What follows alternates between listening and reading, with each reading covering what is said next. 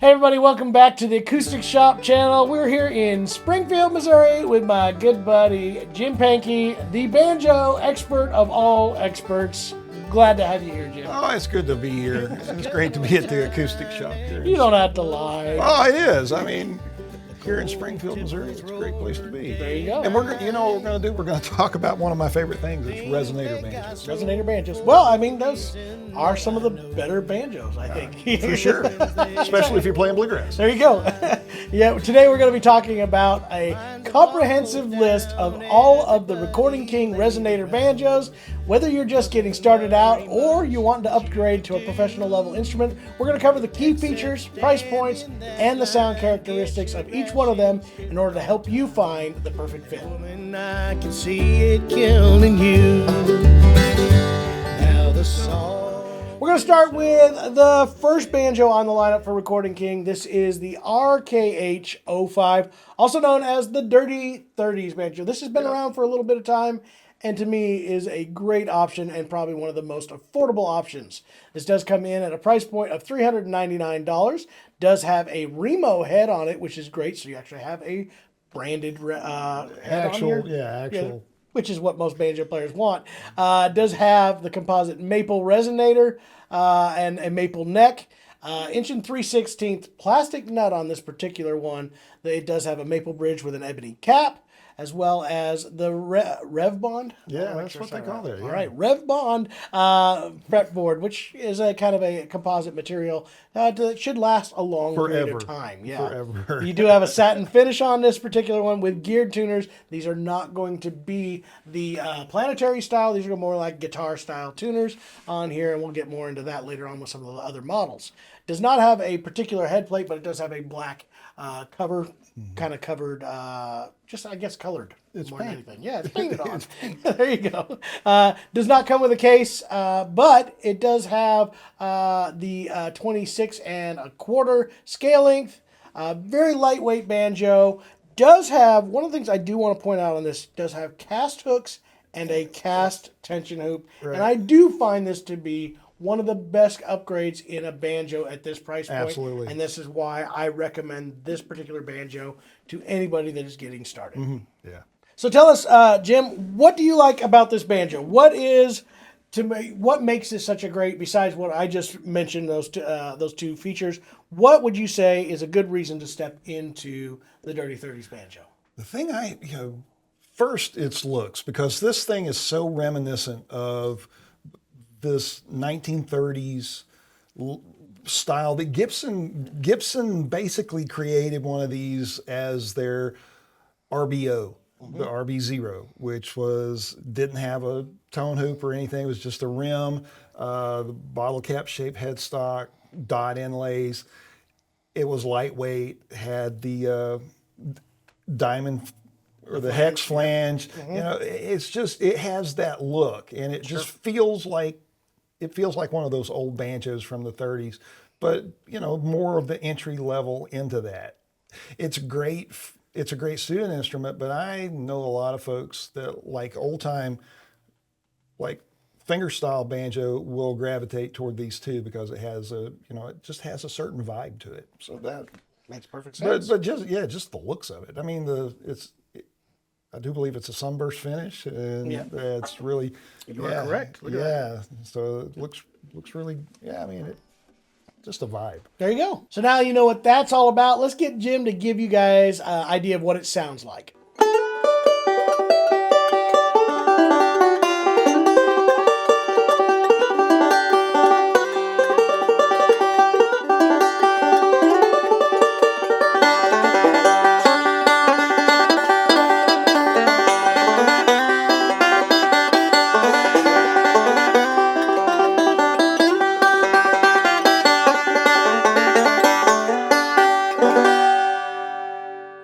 All right, folks, what we've got here is the Recording King Songster, or the RK-R20. Price point on this, $599. Comes with a standard Remo head. This banjo is mahogany resonator, mahogany neck. It's the 1 3/16 bone nut on this one, and Comes with a maple and ebony bridge, which is standard. Yep. The fingerboard is Rev Bond, has a gloss finish, planetary tuners, Which is nice. has a ebony head plate with nice pearl inlay. Comes with an optional hard shell case. This one has the 26 1/4 scale length, and it has the rolled brass tonering. That is a big upgrade. And if you want, we can find out more about that in another video that we've done. But that definitely is what makes that banjo stand out from Absolutely. this particular one that I'm holding right now. Yeah. So what we're going to do on that one, so that you guys can get an idea, we're going to give you another tone sample of the Songster banjo.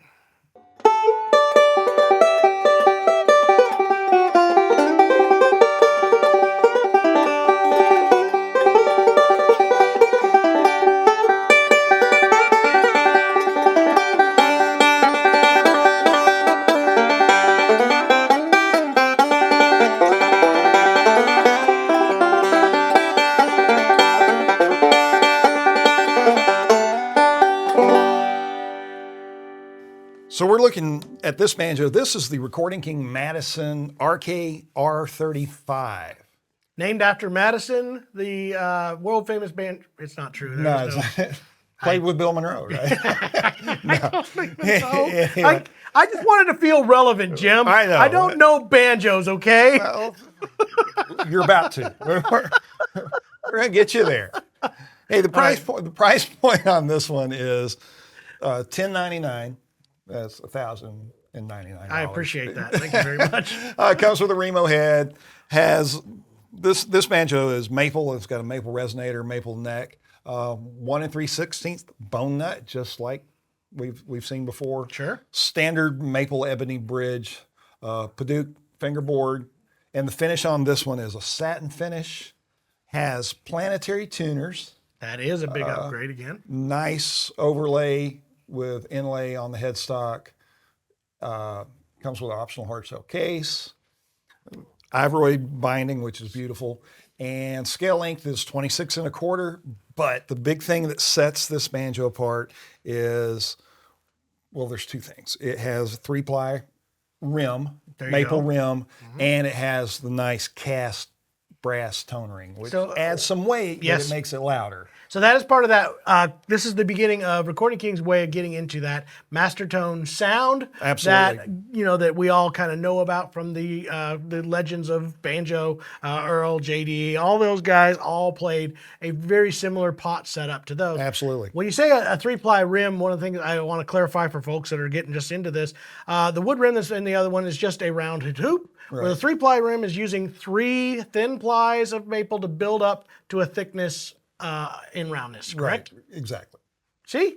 I do know things. You know banjos. How about that? Well, now let's give everybody a chance to hear what that new tone ring and different rim are going to sound like so you can tell the difference. Awesome.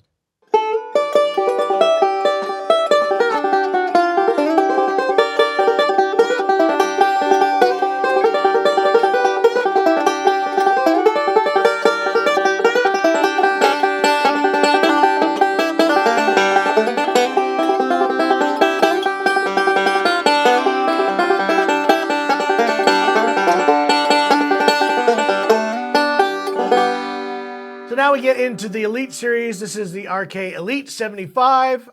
Very similar to it is going to be the 76. The only major difference between the two banjos is going to be the inlay pattern. This has what they call the Flying Eagle pattern, where the 76 has the hearts and flowers. There you go. If you're more of an Earl fan, you want the hearts and flowers. If you're a more of a JD fan, then Don Reno, you want the Flying Eagle. There you go. This is absolutely the best Flying Eagle inlay. It is. I love it. They did some really cool reissues, and there's a whole story on that too. If you look into how they Recording King came up with this particular version of the Flying Eagle, it's pretty neat. Price point on this is $17.99. Does have that same Remo head, mahogany resonator, and a mahogany neck. It does have the gloss finish. 1 1/4 inch on the bone nut on this one. A little bit more refined shape as well. It does have a maple and ebony bridge, just like the other one. It does have an ebony fretboard, so now we kind of upped to the game to the ebony fretboard, which is a harder, more dense material, making it a little bit better for wear. does have a gloss finish on it in that mahogany, as well as the Goto planetary tuner, so a little bit of an upgrade there as well. Does have a black peghead overlay with actual mother of pearl, and like we were talking about that flying eagle pattern, which has this weird space slug looking creation. I don't know really what that's supposed to be, but I'm gonna call it a space slug. Does come with a hard shell case, so there's another major upgrade that helps out with that particular banjo. Ivoroid binding looks great on here. Same scale length as that 26. Actually a little bit longer. It's a longer You're scale right. length. It's a longer scale length. I have been corrected and in due time. Tell us more, Jim. So it's 26.4 scale length on this. It gives you just a little more room to work up the neck in these tinier frets, which it's not something that you really notice right off, but it is there. It also pushes the bridge a little closer to the rim, gives a little more pop, a little brighter sound, and it's similar to the scale length on like some of the banjos from the 60s, like Ode was doing. Like you'd sing Bobby Thompson and Vic Jordan and all playing those. It's kind of that same scale length. So I would assume the same thing you're talking about, just moving that ridge, but it also, a longer scale length means more tension on the strings, which also gives you a little more pop and a little bit more volume. Yep. So there you go. This does have a master tone style cast bell brass tone ring.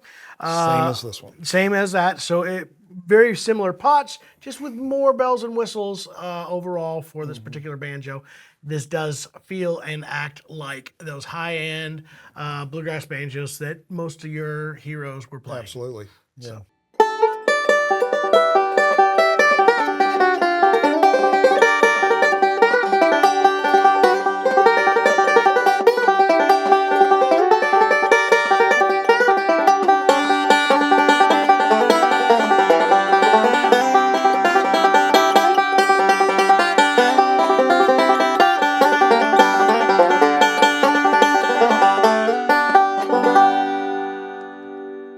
Well, Jim, now we've got to hear 4 different banjos, 4 different styles in the lineup of it, and now we should probably talk about why Recording King does this and why they're so great at doing banjos.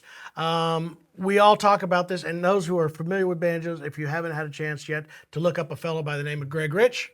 Greg Rich has been in the forefront of bringing back the classic era of banjos. Yeah, absolutely.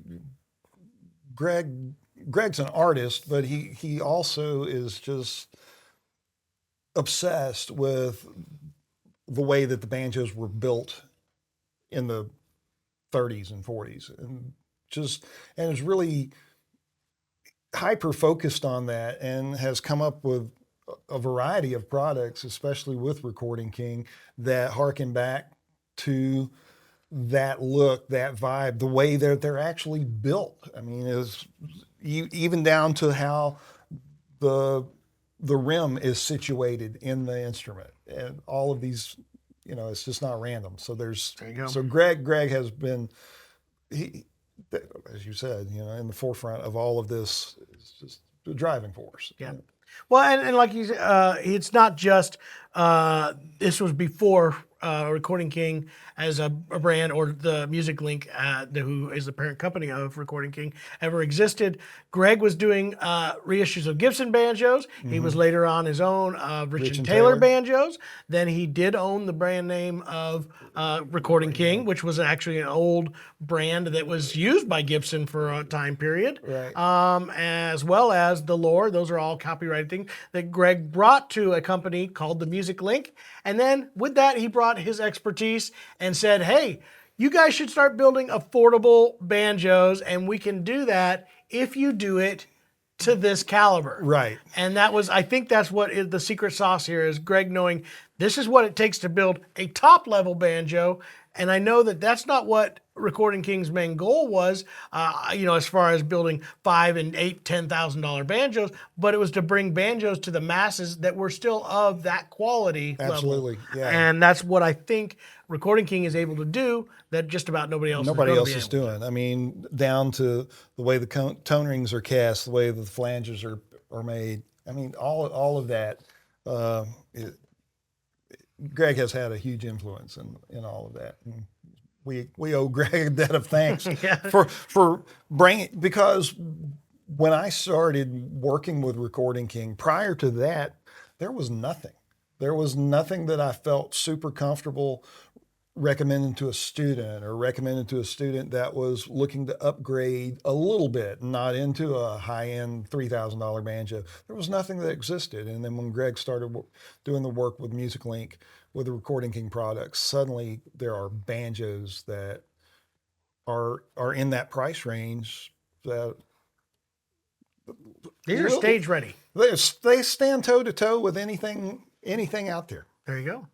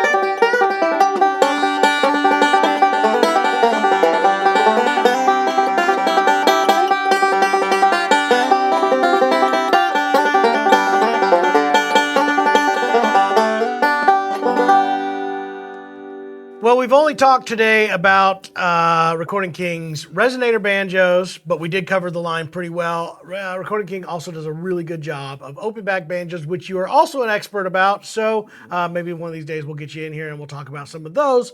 But for now, that's what we do have, was the resonator lineup. If you want to see another video on the sister banjo to this one, which is the Elite 76, we do have a video that we did with our other good buddy, Aaron McDarris. That is right here. Click on that, check it out. And again, Jim Pankey, I want to thank you so much for being with us here today. It was a lot of fun. Check out his channel, all of them, every single one of his channels. Everywhere. He's hanging out everywhere, talking about banjos, and he'd love to talk about them with you. So again, thank you all for watching, and we will see you on the next video here at the Acoustic Shop.